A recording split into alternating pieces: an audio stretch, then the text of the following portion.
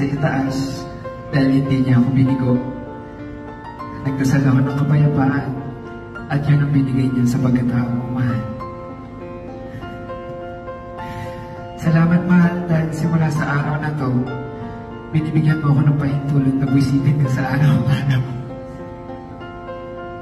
Binibigyan mo ako ng pahintulot na marinig ang magarbong halakak mo at mga kwento.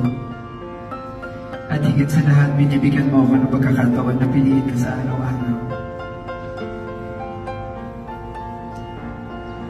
Hindi ko maipapangakong ngiti ang palaging madadala ko sa buhay mo. Ang maipapangako ko ay kapag kananood na ang mga damdamin natin sa sama ng loob sa isa't isa. Kapag may mga araw na hindi naman tayo pamamahal natin dalawa, hindi ko pa rin makakalimutan na mahalin ang pagkatao mo, pahalagahan ang pagkababae mo, at ingatan ang puso mo. Simula sa araw na ito, hindi ka na mag-iisa. Lagi ka na may kasangga. Nandito lang ako palagi sa likod mo, sa harapan mo, at bibigyan ka ng kumpiyansa. Isa ka Carlo, mahal. Before kita na-meet, I was just enjoying my life, my career, and my friends. In a way, I kind of let go of the idea or concept na I'll be in a relationship or more so being married. But I'll also admit na sabi kasi effective ang manifestation. So, nagsulat ako ng To My Dear Future Husband. A year after, we had an opportunity to work together and doon kita mas nakilala. At that time, akala ko nakilala na kita ng Soldier's Heart. Nakita ko nun yung character na responsible ka kasi di ka namin nakasama. Kuyang-kuya ka sa lahat. At lagi ka lang naglalaba or nag-workout. But as I got to know you better, ang lalim pa pala na you have a lot of good qualities na talagang aligned sa na-imagine kung gusto ko makasama sa buhay. Nakita ko yung goals mo, aligned sa goals ko, and yung pagiging family-oriented mo, kung paano mo kami alagaan, and kung paano ka ka-selfless when it comes to your loved ones. At lalo na kung paano ka sa family ko. Siguro, yun yung pinaka-sign sa akin na ikaw yung para sa akin.